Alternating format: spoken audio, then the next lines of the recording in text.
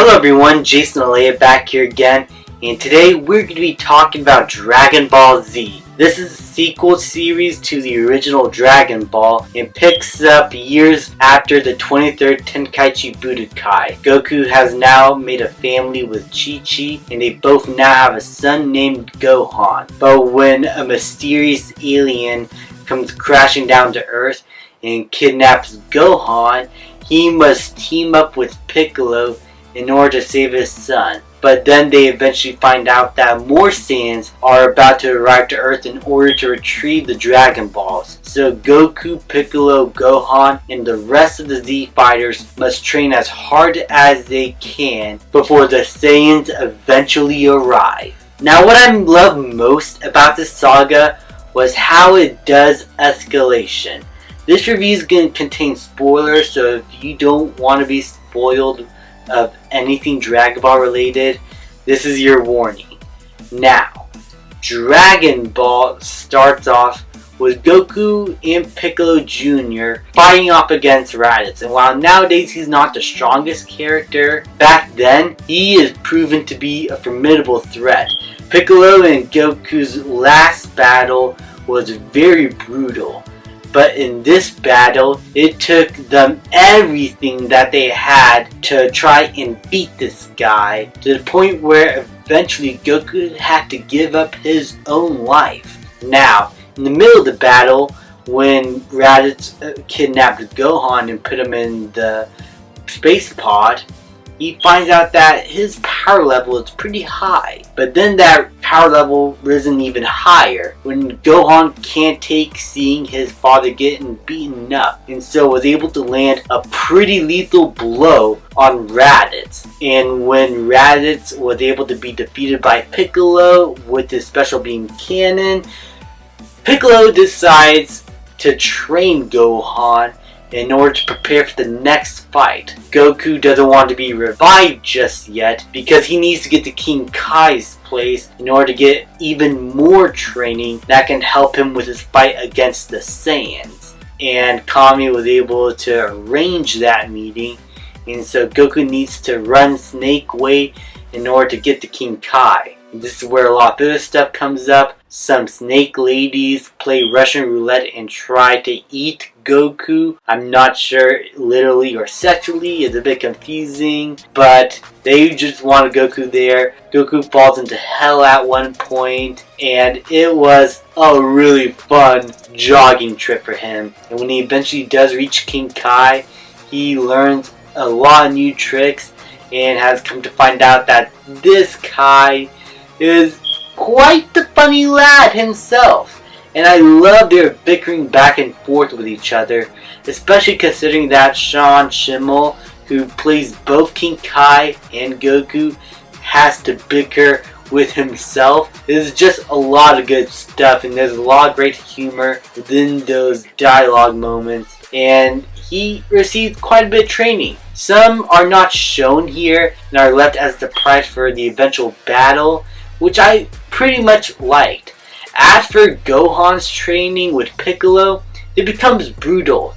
He is left in the middle of the woods to fend for himself, befriends a few kids, a robot, and a saber-toothed tiger, but comes to find out through these experiences that life, while being peaceful at times, can be harsh and brutal. But that is what he needs to learn, because this fight that he's going to be in with Vegeta and Raditz, the Saiyans, is going to be harsh and brutal.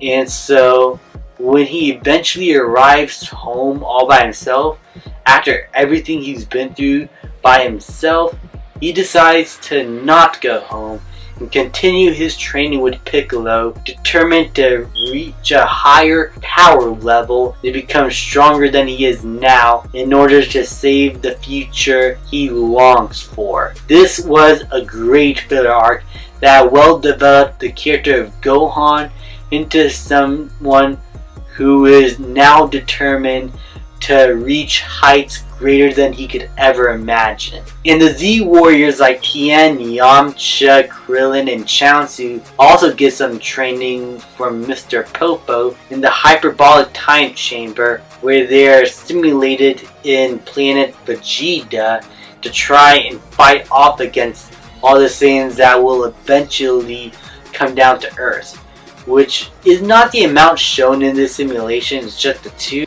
and that will be revealed in the next saga we'll get to. But after all that training, they made it to the battle, but Nappa is proven to be a very formidable threat, as well as the Cybermen. In their first battle, Yamcha was able to have a good fight with one of the Cybermen, but one of them sacrifices themselves to kill Yamcha, and at this point on, this battle gets even tougher. While they're able to kill all the Cybermen, Nappa just starts dropping these bodies left and right. Chaozu sacrifices himself, but it proves to be in vain, and so did Tien. And Piccolo and Gohan and Krillin are left as the last men standing, and while they are proven to be powerful fighters, they aren't powerful enough to try and defeat Nappa. And when Gohan is eventually left still in fear, Piccolo sacrifices himself.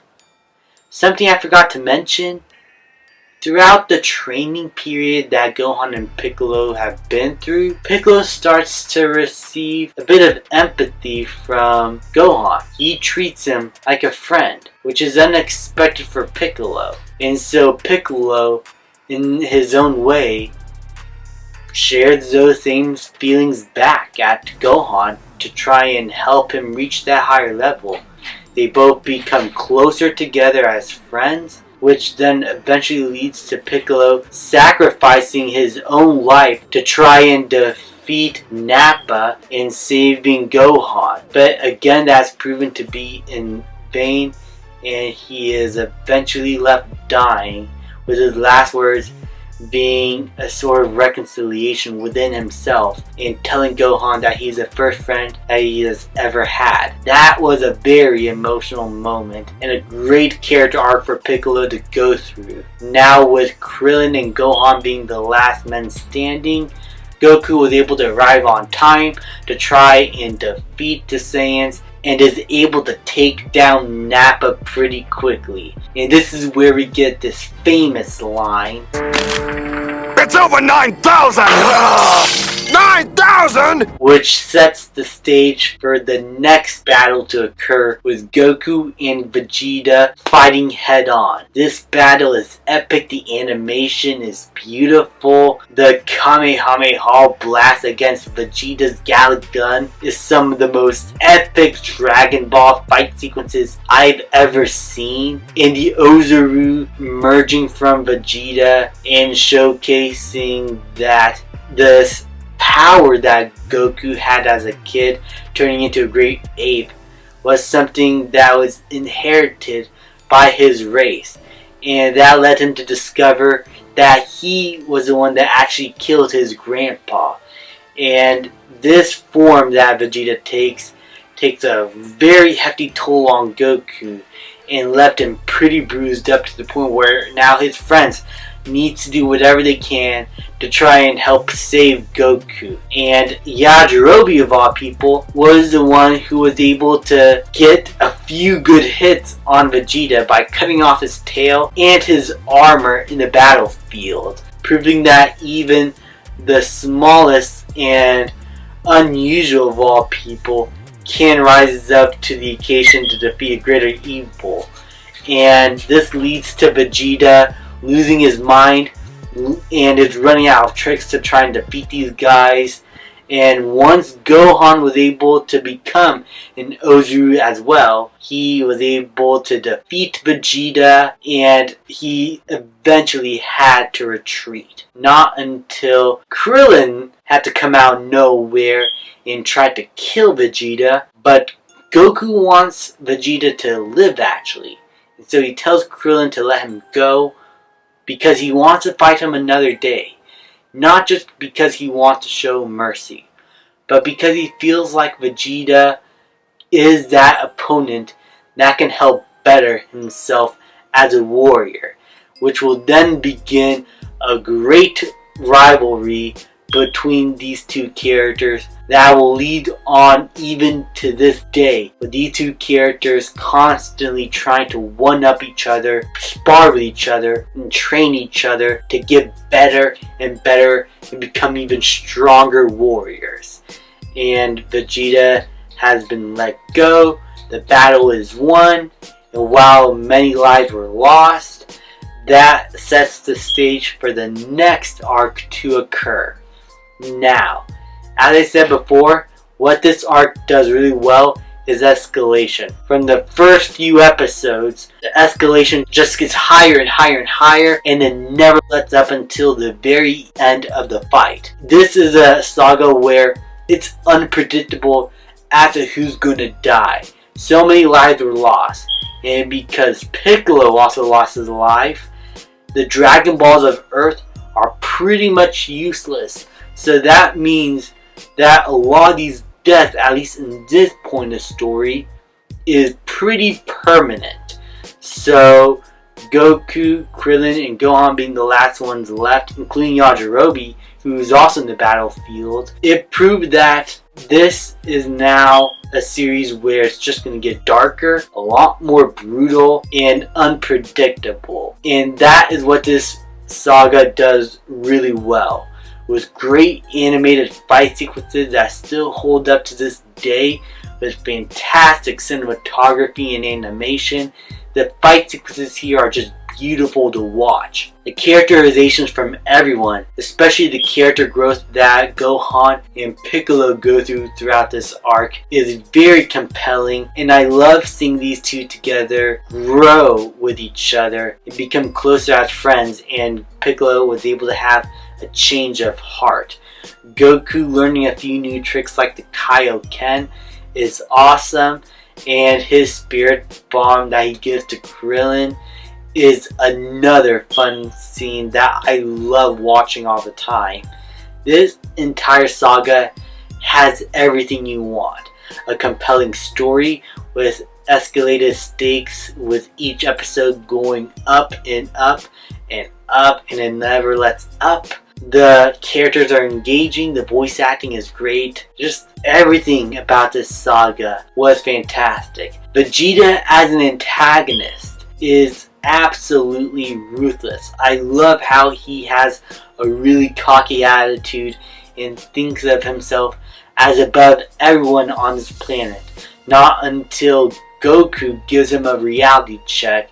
Despite him being able to beat down on Goku at the very last second, the power of all the Earthlings was just too much for him to handle, and so seeing him retreat would then lead him to a new character arc that we see him go through, as he has to learn to try and become a better warrior now at this point if he wants any chance to try and conquer Earth and get the Dragon Balls if he could once again. All in all, there's very little I could say that is wrong about this arc. If I had to have any problems, it's that the Vegeta and Nappa at that random planet arc is kind of but I like how it kind of shows off their powers firsthand and how much of a threat they are. But I felt like that was also presented once they arrived on Earth, so that one episode where they go to a random planet just felt like unnecessary filler at the end of the day.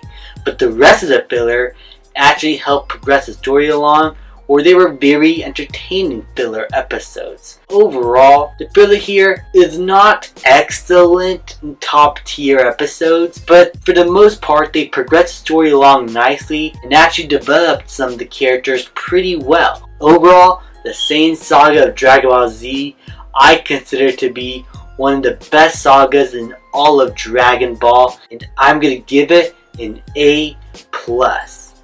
Thank you guys so much for watching. Please like, subscribe, comment, and I will see you guys next time.